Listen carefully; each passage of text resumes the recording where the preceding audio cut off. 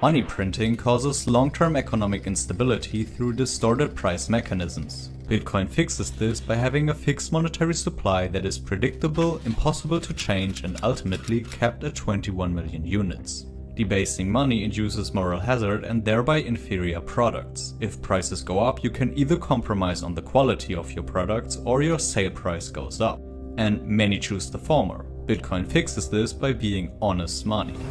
On top of that, money printing sooner or later leads to inflation and the Cantillon effect, which distributes wealth from the poor to the wealthy, increasing the income inequality. Bitcoin fixes this by removing the hierarchy of who is closest to the money printer. Central bank money printing is equal to slavery. Stealing an average of 7.6% working hours per year since 1981 is equivalent to enslaving 11.7 million people for 40 years straight. In terms of absolute human time stolen per year, fiat currency is the largest pyramid scheme and institution of slavery in human history.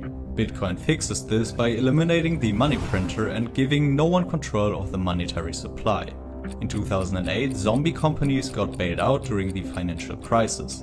Instead of a natural deleveraging of unsuccessful companies and markets as a whole, central banks caused asset inflations. Bitcoin fixes this by allowing undistorted market activity and letting zombie companies fail, giving better-led companies the chance to rise up. The whole fiat world is run on debt. To defeat debt, you need to create more debt, thereby stealing from the future. Quantitative easing leads to further quantitative easing. The inevitability of every fiat currency is its collapse through hyperinflation or lack of trust in the currency. Bitcoin fixes this by making investments saving-based and not debt-based. The GDPs of countries like El Salvador and Tonga are to an extent driven by remittances. Middlemen take up to 50% in fees for these transactions. Bitcoin fixes this by being open, borderless, and almost feeless through the Lightning Network. Corruption prevented 30% of all development assistance from reaching its final destination. Bitcoin fixes this by making aid peer-to-peer without corrupt intermediaries. Racial and gender discrimination makes it harder for some people around the globe to access the financial system like everyone else. Bitcoin fixes this by not knowing your name, age, gender, or ethnicity. Whether you are a woman coding in Afghanistan seeking financial freedom or a black male in a racist environment, Bitcoin is the most inclusive financial system ever created. A president of a country has not a single right more than a farmer. 1.7 billion adults don't have access to the financial system. Bitcoin fixes this by reducing the number of unbanked people. In El Salvador, 70% of the people are unbanked. This will change rapidly now that Bitcoin is legal tender in the country. Everyone with an internet connection can plug into the Bitcoin financial system.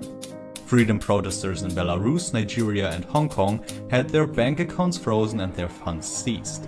Bitcoin fixes this by being censorship resistant. No one can stop a Bitcoin transaction from happening or seize your account.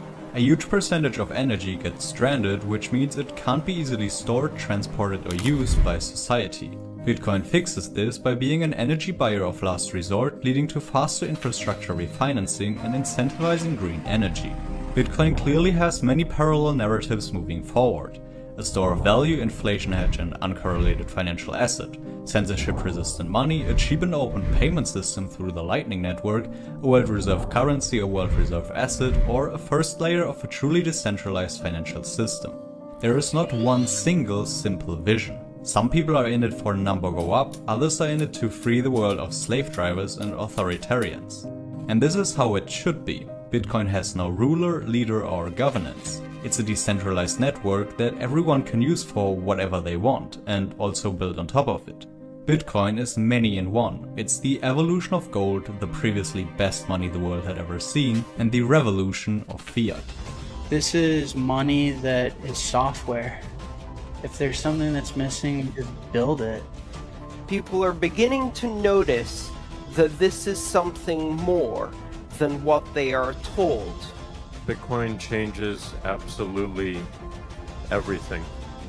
I mean, you really want to bet against engineering, and betting against engineering is betting against humanity and human life itself.